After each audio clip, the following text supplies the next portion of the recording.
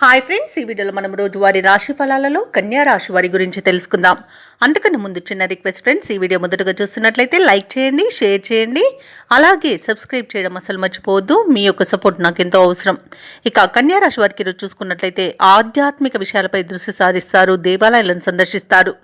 దేవాలయాలను సందర్శించినప్పుడు మీరు ముఖ్యంగా గుర్తుంచుకోవాల్సింది మీ ఇష్టదైవం యొక్క ఆరాధన అనేది మీకు మంచి చేస్తుంది, కాబట్టి తప్పకుండా దిశగా ప్రయత్నించండి.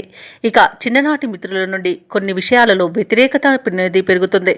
వృత్తి ఉద్యోగాలలో ఎవరైతే ఉన్నారో వారికి కొందరి ప్రవర్తన మానసికంగా బాధిస్తుంది. ఇక వ్యాపారస్తులు ఎవరైతే ఉన్నారో వారు ఆశించిన రీతిలో ఈరోజు రాణించలేకపోతారు. ఆర్థిక వ్యవహారాలన్నీ కూడా ఈరోజు చికాకు కలిగిస్తాయి. అలాగే కన్యా రాశి వారికి ఈరోజు తమ జీవిత భాగస్వామితో మాట పట్టింపులు కలిగే అవకాశం ఉన్నందున కాస్త ప్రశాంతంగా ఉండడానికి ప్రయత్నించండి.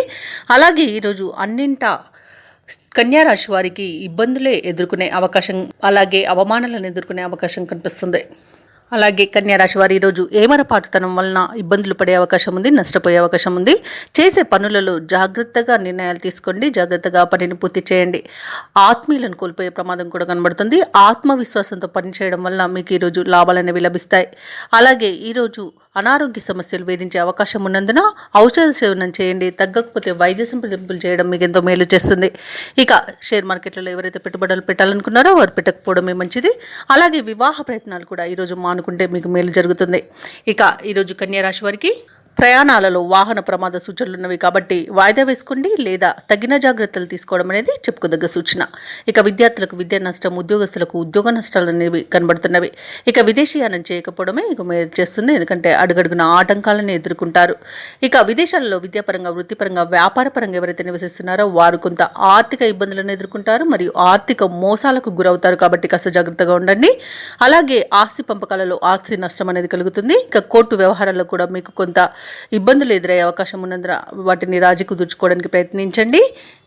ఇక ఎవరైతే దూర ప్రయాణాలు చేయాలనుకుంటున్నారో వారు చివరి నిమిషంలో వాయిదా వేయాల్సి వస్తుంది, ఎందుకంటే అడుగడుగున ఆటంకాలే కనిపిస్తున్నవి.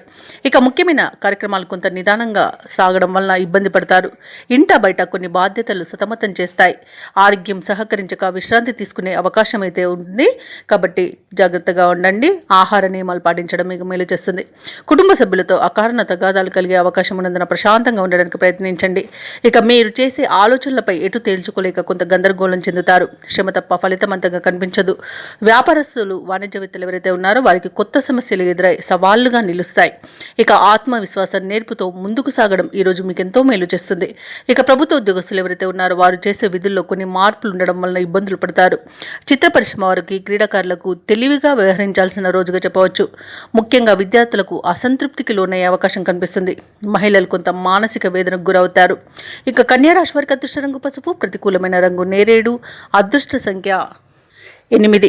ఈరోజు కన్యా రాశి వారు గురుగ్రహానికి మరియు శనిగ్రహానికి జపాలు చేయించుకోవడం, అలాగే వినాయకుని ఆలయాన్ని సందర్శించడం వలన మంచి శుభ ఫలితాలను పొందుతారు.